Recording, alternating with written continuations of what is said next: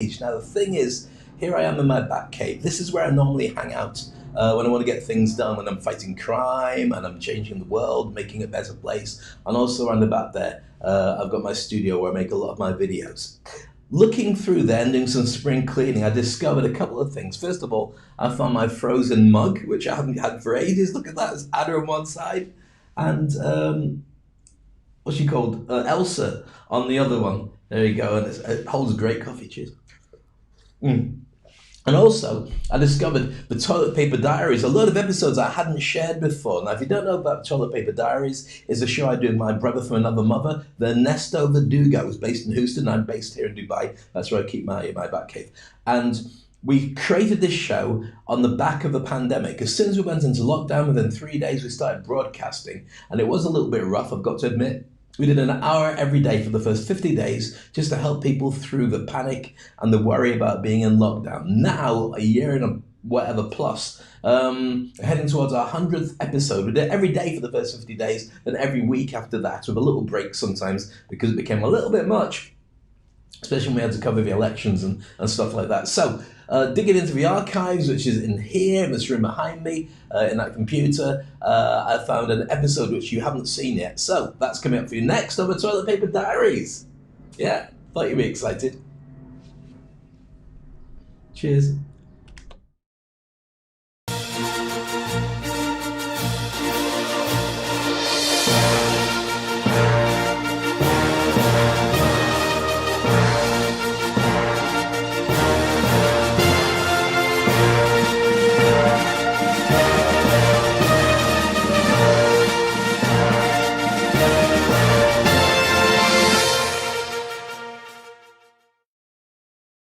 Welcome to the Toilet Paper Diaries. Well, actually, it's not Toilet Paper Diaries. This is the secret show that everyone's been asking for, but they just didn't mention to us. We've compiled all the very best bits that were secret and put together the best of the secret Toilet Paper Diaries, just for you right now.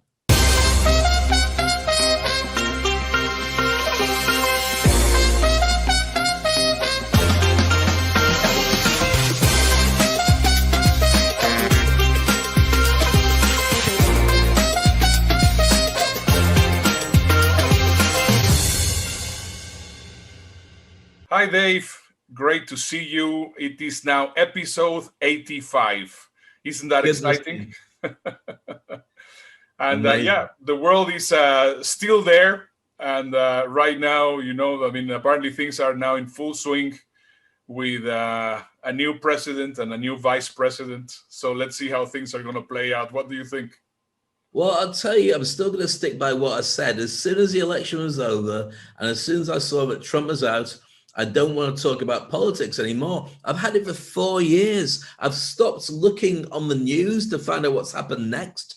I've been looking forward to just hearing that everything's okay. Did you hear what happened the other day? No. Well, don't worry. We're in safe hands. That's all I want to hear. So I'm more than happy to just peek in and go every now and again, yeah, nobody's been shot, nothing's been invaded, nobody's been strung up, and you never guess who's been grabbing people, but nobody's been grabbing anything of anybody, least of all me. So I'm happy with that. It sounds boring, but boring can be nice. Yeah, I'm very happy with boring.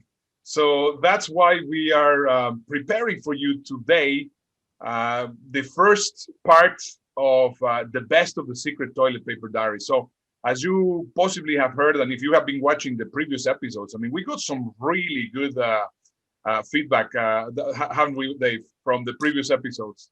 Yeah, because the thing is, the episodes that you're going to see now are ones that we did behind secret doors when people were asking us, can you cover this and can you cover that? And we didn't put it into our normal show. We did it into a separate show called Fast Forward with only a handful of invited guests. It was more like a mastermind session.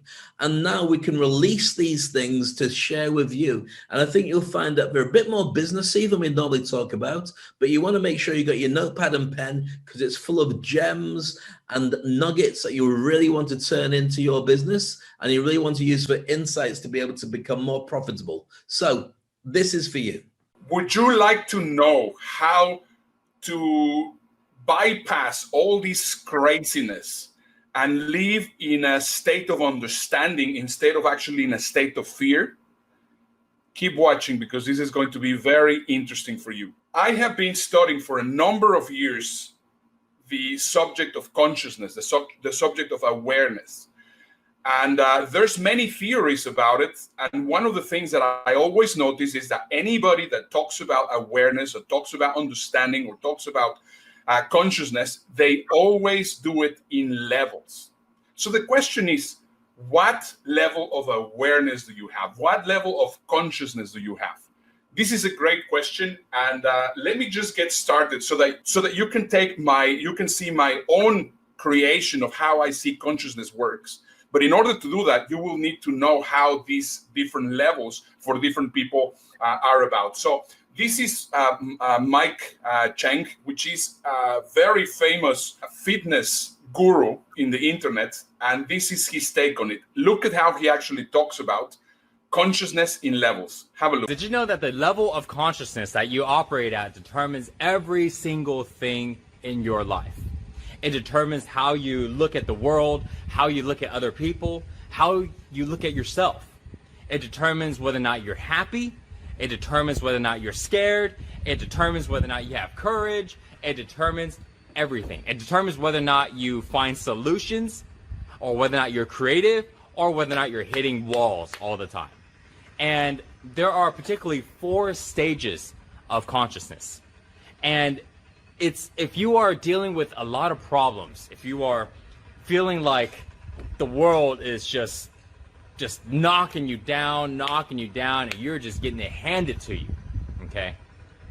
It's not your fault. It's your level of consciousness. It's not you, okay? It's like a relationship. Oh no, it's not you, it's me. No, well, it's not you per se. It's your level of consciousness. And I say that because when you change your level of consciousness, suddenly those things aren't happening anymore. Okay, that's why I say it's not you. But you have to change it. Okay, other people can't change it. You have to change it. So, level one, stage 1 of consciousness. So the first 2 stages are basically the lower stages. They are fear-based. They are fear-based ways of living, fear-based levels of consciousness. So the first one is where life is happening to me. These type of people, when this happens, and I say these type of people, but when this happens, we feel like we are being a victim to people, victims to situations, and we feel powerless. Man, these things are happening to me and I can't change it, and it's so frustrating. Oh my God, I need help. I need you to help me out. I can't seem to fix this problem on my own. I just don't know what to do. I feel so helpless. So this state of consciousness is a very low vibrational state. And when we're in that state, it doesn't matter what we have. It doesn't matter if we get a resource, or we get someone to help us out, or we get a new job, or something changes. If we stay in that level of consciousness, we are always looking at ourselves, other people, and the events around us with that level of perception, with that lens, you know? And it won't change. We will still have that same way of looking at it, even though outside things seem to be changing. And that's because the inside, the level of consciousness, is where it's at, okay? What we need to do is we need to increase the level of consciousness, increase the vibrational frequency in our body.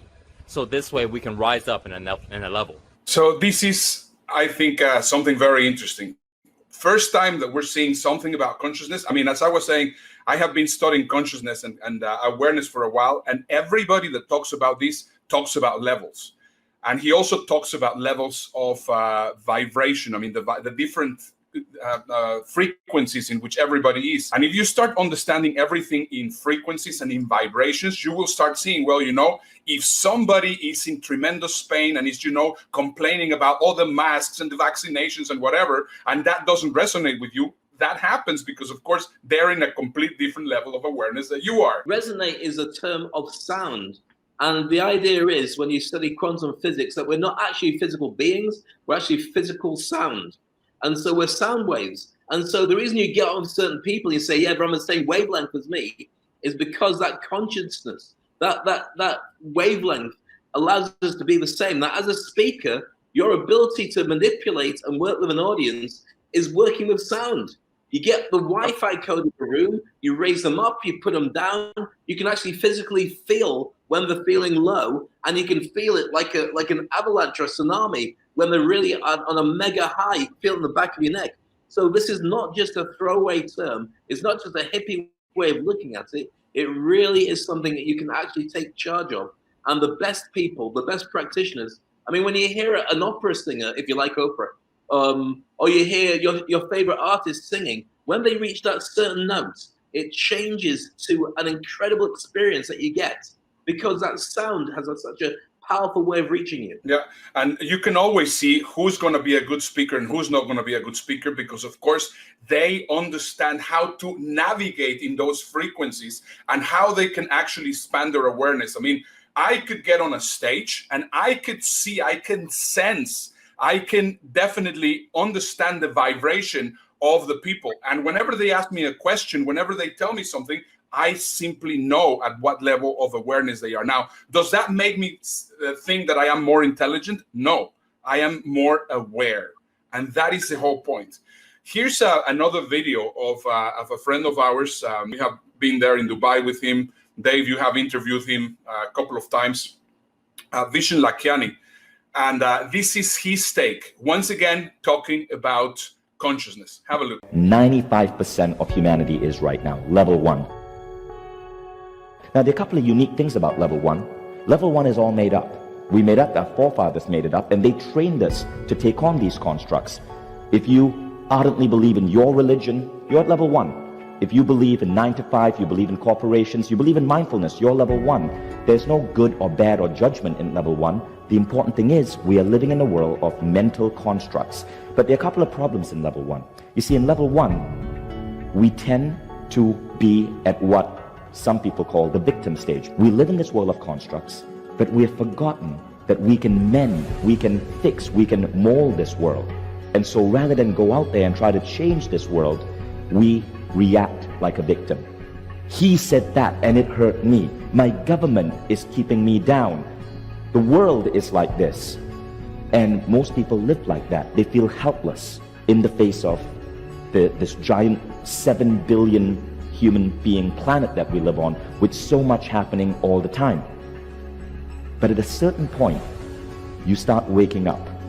And when you start waking up, that's when you start getting to level 2. I call level 2 the state of the culture hacker. Because here's what happens at level 2. At level 2, you start questioning culture. Now, what is culture? Culture is nothing more than all our human beliefs and all our human rituals and practices coming together. But culture isn't just religion. Culture is our ideas of getting a college degree to be successful. It's our ideas of joining a corporation, of being an entrepreneur. All of these are cognitive concepts which come from culture. But the thing is, when you get to level 2, you start developing an idea that culture is an absolute truth. And you can hack it. You can bend it. You can mold it to your own desires. In the words of Steve Jobs, you realize that everything in the world around you was made up by people no smarter than you, and you can change things. And when you get this, said Steve Jobs, you will never be the same again. I love that quote, but that's what's happening at the level of culture hacker. Now at culture hacker, something interesting begins. The world of questioning. We start questioning. Most people don't question because, when a kid grows up and they start asking their parents, why? Most parents will simply say, because I told you so. But, so we tend to kill that ability to question at an early age. But most of you are here because you question. If you're watching this as a video on YouTube, you're curious, you're beginning to question. Congratulations, you are already, most likely, at level 2.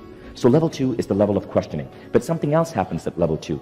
At level 2, not only are you questioning culture, but you begin to see that the world around you is bendable. You don't like the 9 to 5? Great. You become an entrepreneur. Or you start a company with flexi time. You don't like the idea of marriage? Great. You come up with your own ideas of how a man and a woman should relate. You don't like the idea of college degree? No problem. You drop out and start your own thing. You begin to question the conventions of culture. And this is where an important insight enters your head. Life can happen to you or life can happen from you. When you grasp the idea that life is within your control, that you have the ability to bend reality, you're at level 2. Beliefs are hackable. Beliefs are swappable. Now remember, culture is nothing more than beliefs plus rituals. So when you learn that beliefs are not you, beliefs, in fact, possess you, but those beliefs can be plucked out and replaced with more empowering beliefs, you have started to understand this phrase, that life can happen to you or life can happen from you. Yeah, it's an interesting way to see things. I mean, he once again talks about levels.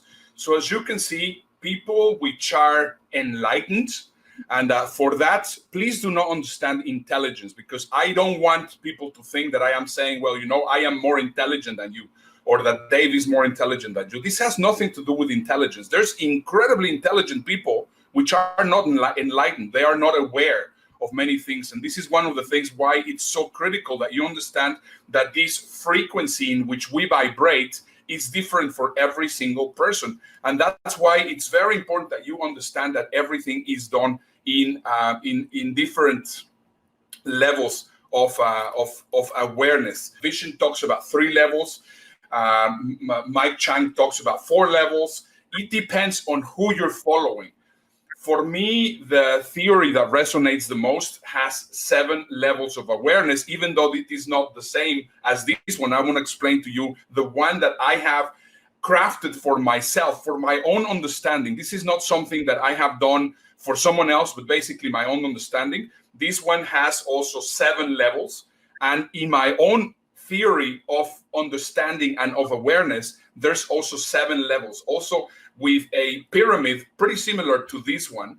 And in my way of understanding, and for me to help myself, once again, this is about helping myself and then also helping other people. This is exactly how I see it. So I recommend you to do 2 things. If you're thinking that this information is powerful, please give us your comments, and also think of who else can benefit from this, because a lot of people need to hear this message. And I think it's important that you that you share it with them, do that favor to them. So take a note of this, because I think you're going to find this information absolutely critical. So I will explain to you each one of the phases, and Dave is going to help me basically make it more clear so that we can get the most benefit out of it. So in my way of thinking, my theory of the levels, first of all, you have the level of pre-conscious. This happens the moment that you get the sperm gets together with the egg, and suddenly the life gets created. You're pre-conscious. Right now, imagine that you're a computer. Your brain is going to start getting all the information from the DNA of your parents. Is going to start getting all this information to start filling up that hard drive, which is your brain.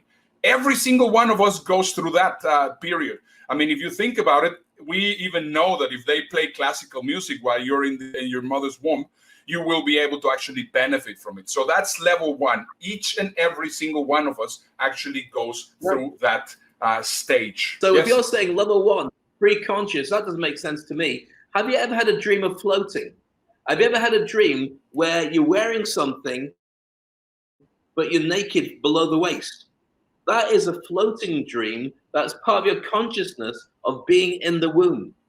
What happens is if you had a dream where you're floating, not quite flying, and you're moving around at some kind of walking speed above people, that is a memory that was implanted to the experience of the 9 months that you spent in the womb. So it did make an impact on you. And certainly for my beautiful daughter, Maya, I used to talk to her every night when my wife was pregnant.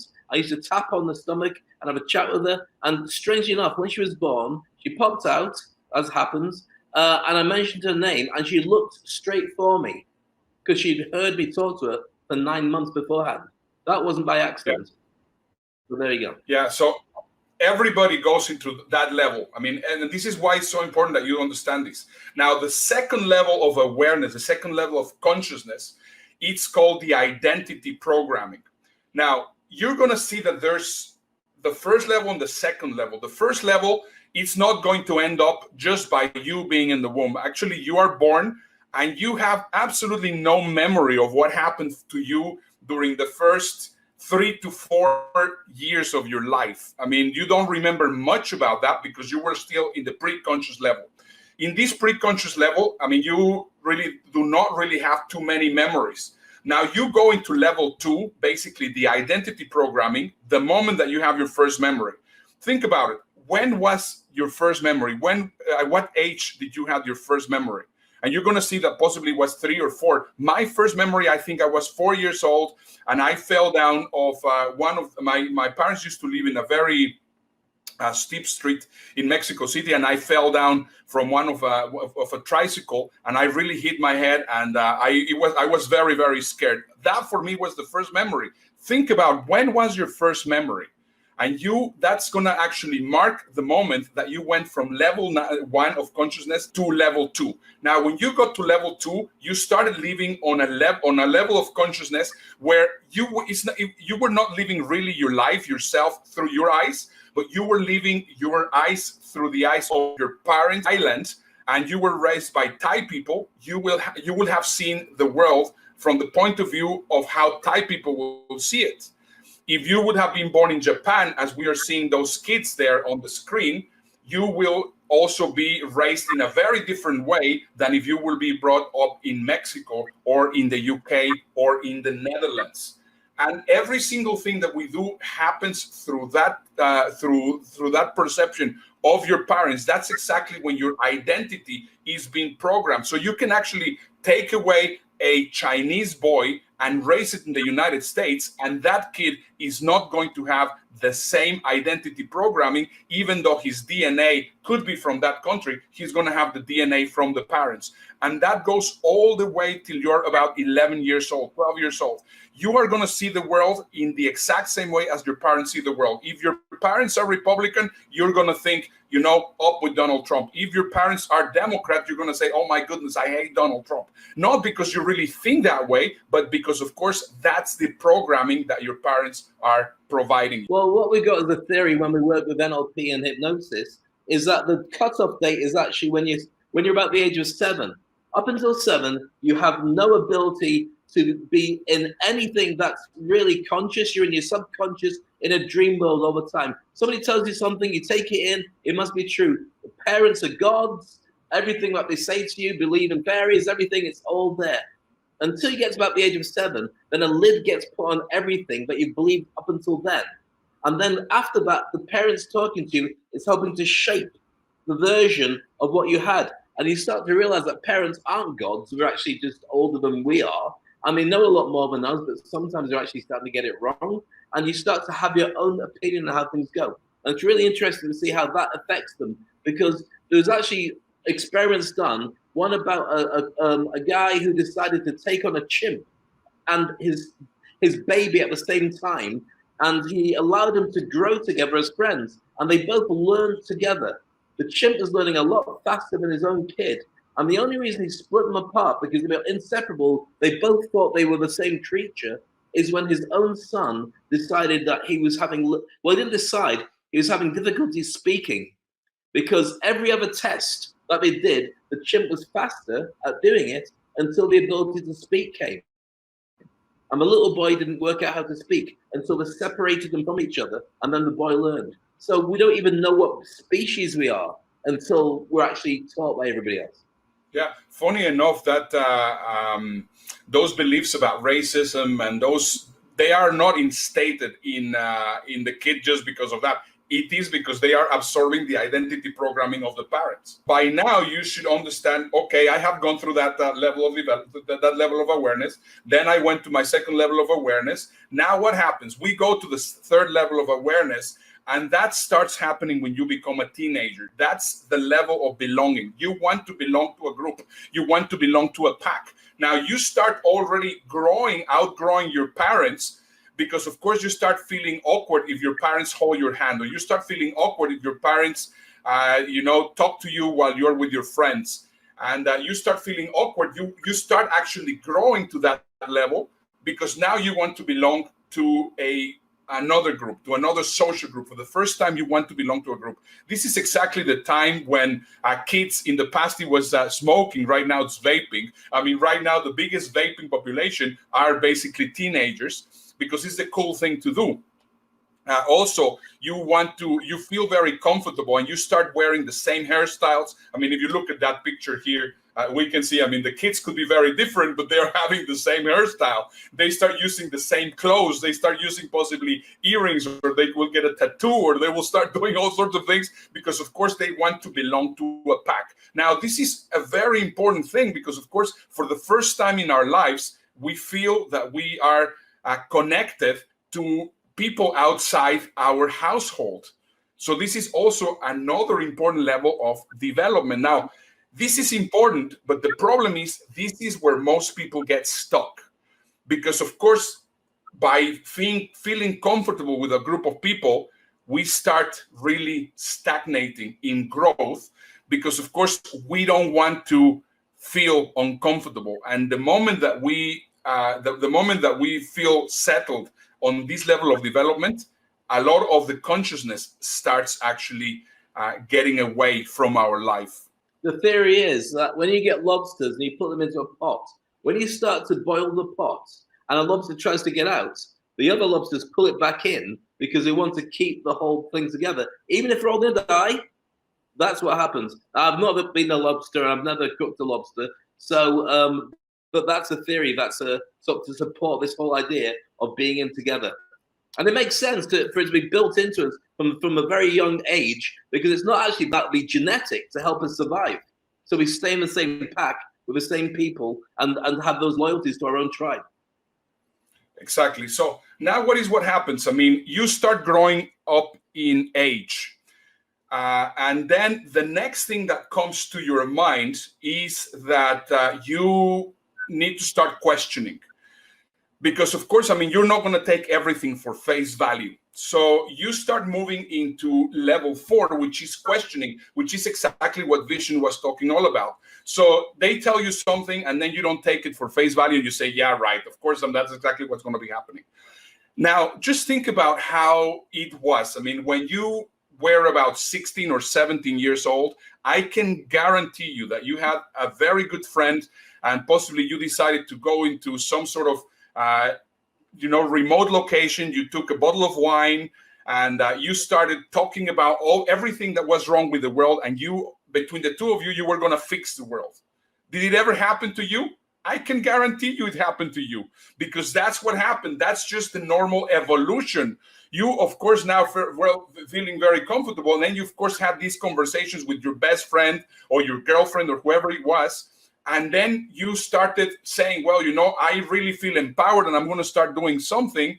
And I'm going to start moving into the next level of development or into the next level of awareness. Now, what is the problem?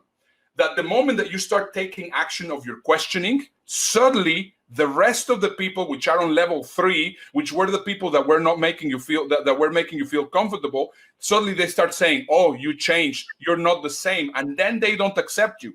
And then guess what happens? Instead of actually going up, you're going to go down now. Why?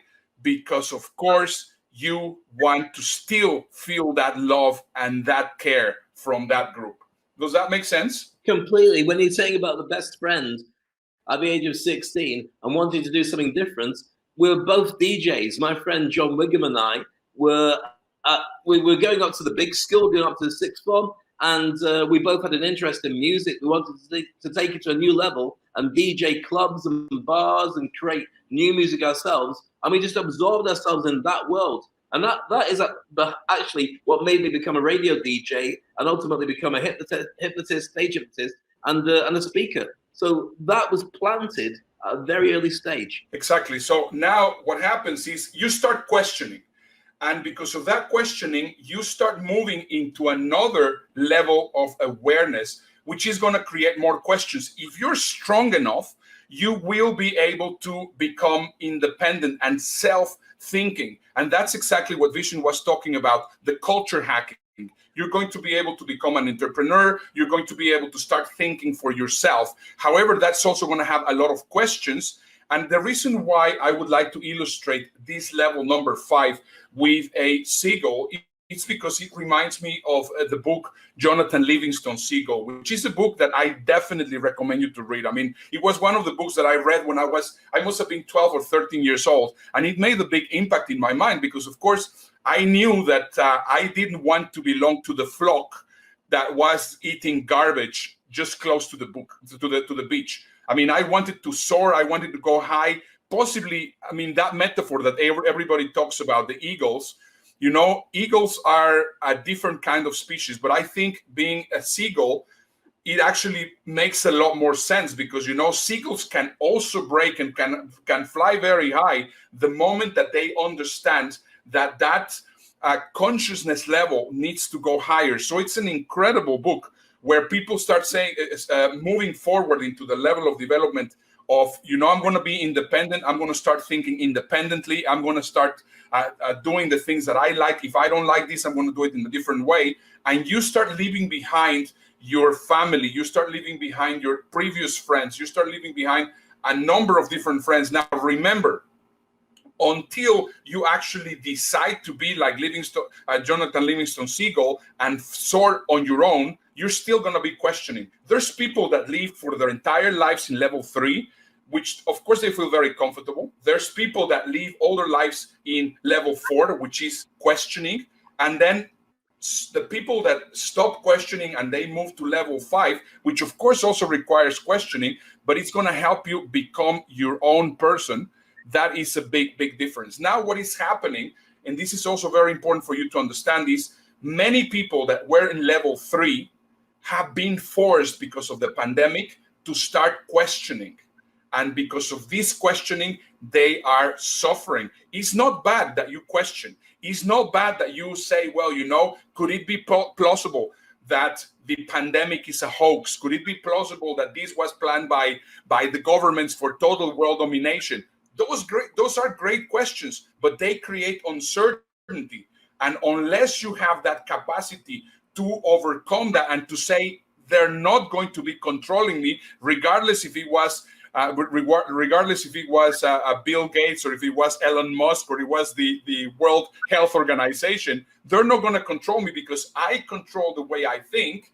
Guess what's going to happen? You are going to be in pain. So every time that I see people which are suffering right now because of the pandemic, I know that they are at this level of awareness. It's so true. And one of the things that we've talked about all the way through the Toilet Paper Diaries, and in fact through our careers and coaching people, is about asking better questions. If your brain is a supercomputer and it will find for you the answers, but it's all based on the coding of what you really want. So by asking better questions, you get better answers. If you don't ask enough questions, you get lousy answers, and you end up just feeling like everybody else. And you end up getting your answers from people who have no more of a clue than you did for asking the question in the first place. The actual definition of thinking is simply the process. If you actually look at it on the dictionary, thinking is simply the process of asking questions. The better the questions, the better the answers. And those are things which are very important for you to understand. Now, if you ask questions which are only going to create uncertainty, that is going to take you to level 3, not to level 5. And that's the important thing. Well, can I change this situation? For example, I see a lot of posts in social media saying, you know what, it's absolutely true. We're going to start with the masks, and then afterwards they're going to get in the vaccinations, and then we're going to be chipped and we're going to be controlled. Well, you know, that's an affirmation. That's not a question. If this happens, for example, that's a better way to see it. If they're going to be chipping us and we're going to be controlled, as exactly as Viktor Frankl was saying, the only thing that they cannot take away from me is what am I going to be doing? And then that's when your level of consciousness starts going high. Now, if we move to level 6. Is they've already chipped us. Everyone's walking around with a phone. The chip has already been planted. So don't be under some disillusion about it has to be physically in you. Who puts the phone down doesn't take it with them. The chip's there. For if we actually think about it, we are already enslaved. But the only thing that they cannot take away from you is your way on how you react to actually things. So moving from level 5 to level 6. Level 6 is about finding meaning. And this is really important. The moment that you find meaning towards whatever you are going to be doing, then life starts changing completely. Life has no meaning. Each of us has meaning and we bring it to life. It is a waste to be asking the question when you are actually the answer. And this is written by Joseph Campbell, the author that created The Hero's Journey. So once again, life has no meaning. Each of us has meaning and we bring it to life. It is a waste to be asking that question when we know that we are the answer. Dave, right now, I understand perfectly that my meaning is not to become a gazillionaire. My meaning is not about to become incredibly famous. My meaning in life is to make a change and difference, first of all, to my kids, to my wife, to my family, and also to make sure that I help in every single way that I can the people that I have within my own reach. I live happy to myself. I go to sleep, I sleep well. I am not worried about what's going to happen because I know that I am pretty much enough. And one of the things that I think is very interesting, if you think about it, birds are not worried to stand in any branch of a tree. I mean, they're not afraid of if another branch is going to fall on top of them because they know that they can fly. So this is exactly where I am. My meaning is I know that I can fly by myself. I don't need to be put down or to be restricted by anybody. I know very well that I can actually create that meaning to my life. And this is why I live happy. If they put me in lockdown or if they put me whatever it is, whatever shit they throw at me, I will be able to cope with. I can't disagree with that. That's absolutely right. For me, it's the same thing. Family drives me. But here's an interesting thing that's happened to me with meaning. When the Black Lives Matter came out, I had to really search myself to find out what this meant to me. And when it actually dawned on me that it was really important for me to take some kind of stand, because it really had meant something to me, and I'd sort of like held it all back, when suddenly it became very easy to post about it, to talk about it, and take abuse for it, because it suddenly meant that I had a meaning to that, which I hadn't ever taken before in terms of a political stance or some kind of idealistic thing. I mean, okay, I do my job and I work around the world and I help people. I look after my family. But this was interesting when the meaning kicked in. But it's got to be tailor-made to something that I know works for you. I mean, we've got a number of people who are watching this show. One of my favorites is a friend, Catherine Ganilka, who we know very well, who is really into the green issues of the world. Everything is colored by that, colored green. And she's really driven by it, and it's fantastic. And it was a big challenge for her to leave a job and start going down that direction. But once you start doing it, there's no other way of dealing with it. The whole world is shaped in that direction. I know that's true for Tizia as well, who's been on the show, and many of other people who feel the same way about their profession. If you get the two to mix together, fantastic. Yeah, that is the last piece of the puzzle. Finding meaning. The moment that you find meaning, what happens is that you start navigating into the last level of enlightenment or awareness or consciousness, which is basically self-service and compassion. And I believe that the Toilet Paper Diaries, I believe that the Fast Forward, it's exactly our expression of us moving into the seventh level, because what we are doing, we are not getting paid to do this. We spend a lot of time and we are providing selfless service and compassion to many of you, because of course we understand the hardship in which we are living. So this for us, it's a project of love. This for us is a project of compassion. This for us is a project of growth into ourselves, which I know is going to be beneficial also for the rest of our lives. Absolutely, some great comments there. And Tizia was saying about being the captain of your own ship instead of sailing along other people's ships. And the Global Gal, our friend Brenda McGuire, was saying, make sure you follow your own GPS when you do that and not anybody else's. And here's where we're talking about this whole show and what we've been talking about all week. The challenge is when you are following somebody else's GPS, it's not yours. And when it ends up taking you to a place that you don't feel comfortable, you feel completely lost. That's why if you do it right, even if you're following somebody's GPS, but you buy into it, you feel that it's your choice and your journey. But why do that at all? Why not just make it the one that you really want? So whether it goes good, it goes bad, it stops tomorrow, or it continues to your 120, you know that you drove the whole thing from the very beginning. We have to think of consciousness, of awareness as a continuum. You're going to have a range of experiences, and you need to be aware and alert. You need to be aware that you are possibly in a level of consciousness which is not helping you. You have to understand your thoughts and your feelings and your emotions. Sometimes there's going to be control processes. Sometimes there's going to be things which are in automatic pilot or automatic processes. Sometimes you're going to cut yourself daydreaming that things will be better. You can make them better. You're going to be altering states. You're going to be having different sleep patterns. And those are the things which are very important. You have to completely be aware of what is going on in your life, because that is going to be the best thing that you can actually do for yourself. Don't feel that what is happening is that bad.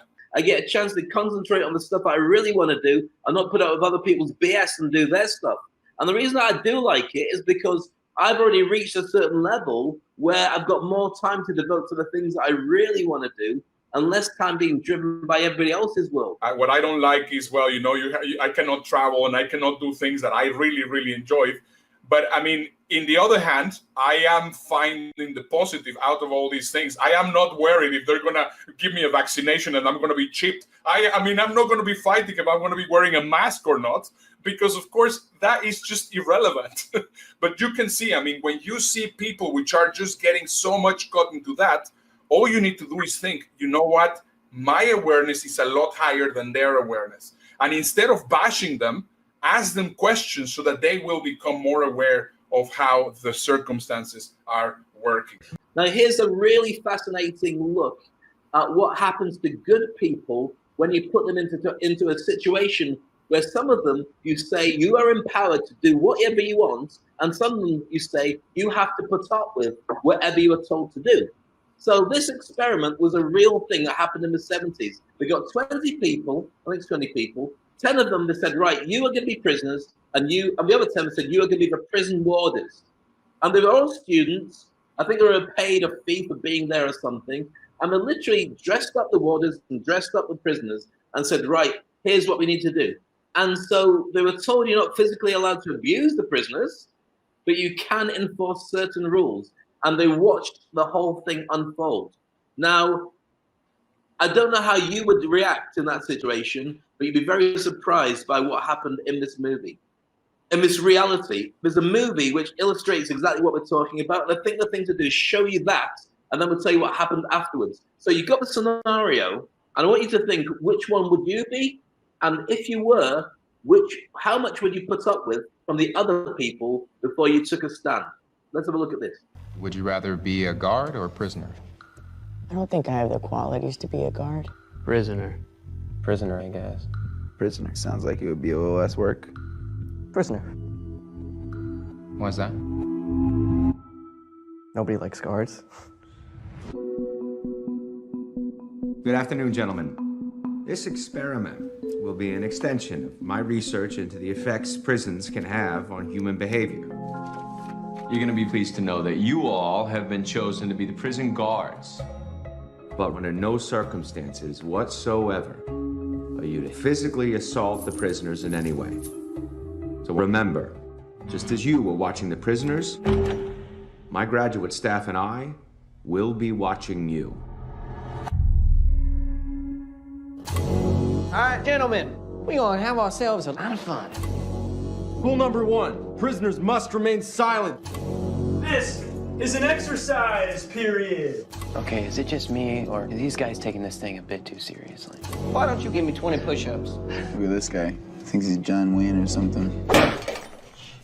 You address me as Mr. Correctional Officer. This might be an interesting 2 weeks after all. Why don't you make up your bunk, 8612? I did, Mr. Correctional Officer. Well, that's not what I see. Hey, what are you doing? It's just me now!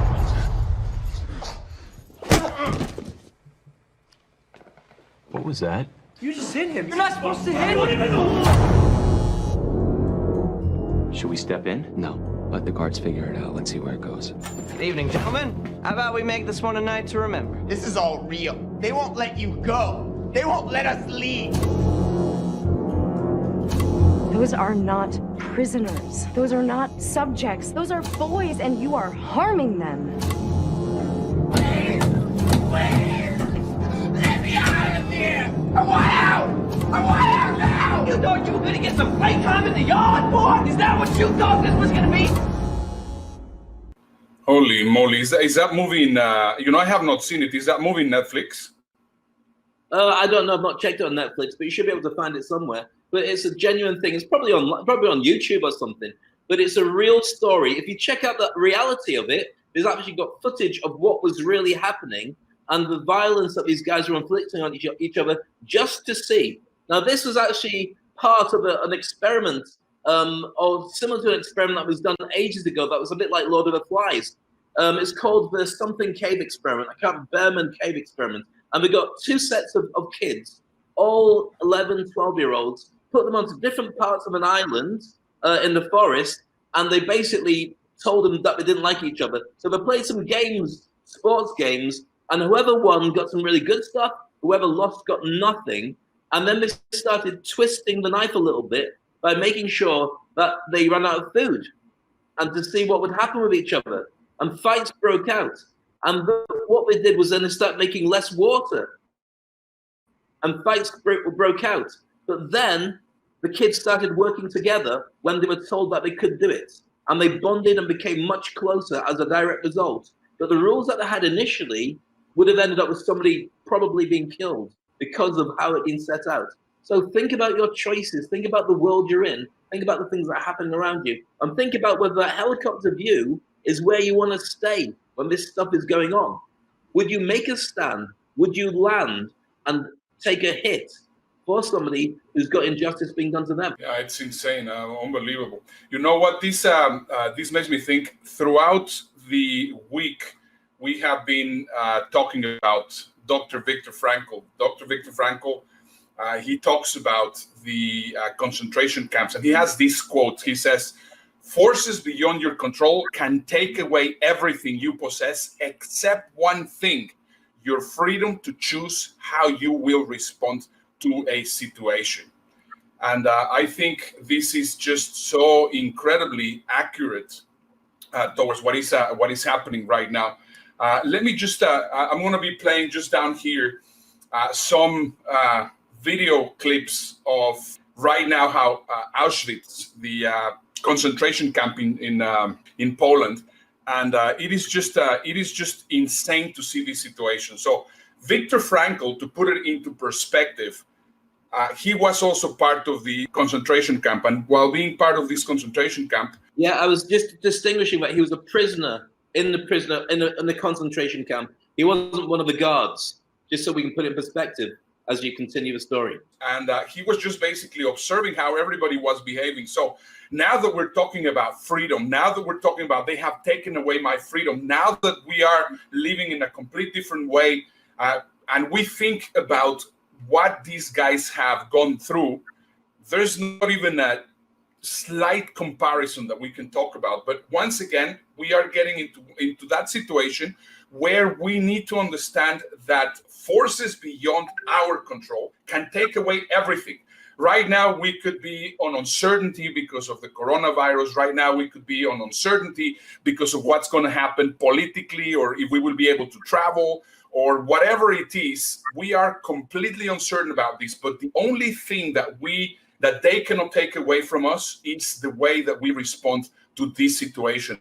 And I think that it's a very important part for you to understand that if we are going to have a mental health pandemic, you have that choice. You should not be inside. You have that choice of separating yourself, having that helicopter view, having that awareness that you can either be the victim and suffer, or actually get away from this by seeing things in a completely different way. It's so true. And it doesn't mean that you can't change your stance either. You can be a victim and you can be a victor at the same time. You can choose when to be vulnerable and you can choose when to make a stand.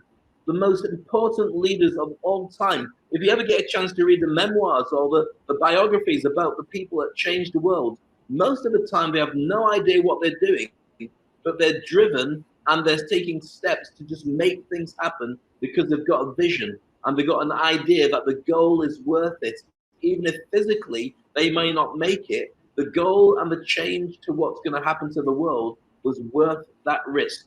So it's worthwhile thinking about how you take a stand on this as well. Yeah, absolutely. I honestly don't like being in lockdown. I would prefer right now, I should have been in Europe enjoying the fantastic European weather. And I should have been with my parents-in-law. I would have been able to go see my mother. I would have been able to do a lot of things. I mean, my events would not be canceled. Yes, Dave and I, we have been very much affected by this. And instead of actually just dwelling on the whole situation, we are seeing things in a different way because our level of awareness, our level of consciousness is very different. Now, as it says here, and it's also a quote from Viktor Frankl, he says, life is not primarily a quest for pleasure, as Freud believed, or a quest for power, as Alfred Adler taught, but it is a quest for meaning. And I think the biggest difference between Dave, myself, and other people that are not suffering because we're going to be locked down and you're going to give us a vaccine and we cannot use the mask because, of course, they're trying to take away our liberties. We don't think this way because we have a meaning. We're not all in the same boat. We're all enduring the same storm, but everybody has a different boat. And if you don't like the boat that you're in, change it. That is exactly what awareness is all about. So that was it, Dave. Another great episode. And by the way, I mean, if you think all this information is valuable, make sure to go to toiletpaperdiaries.com and listen to the podcast. I mean, the podcast is just as valuable as the show. And the great thing is that you don't have to be watching it. You can just be in the gym or you could be elsewhere, and you will be able to really enjoy all this great information. I'm just thinking that we'll have to date these at some point, and we'll say that was created in 2020 BC. And people say, well, what does BC stand for? Before Clubhouse. That's what we're talking about. But anyway, what can you say? I hope you enjoyed the show. More coming your way. Look after yourself. Stay safe. And don't kiss anybody unless you've got a mask on. It's the Toilet Paper Diaries. See you next week. Bye-bye.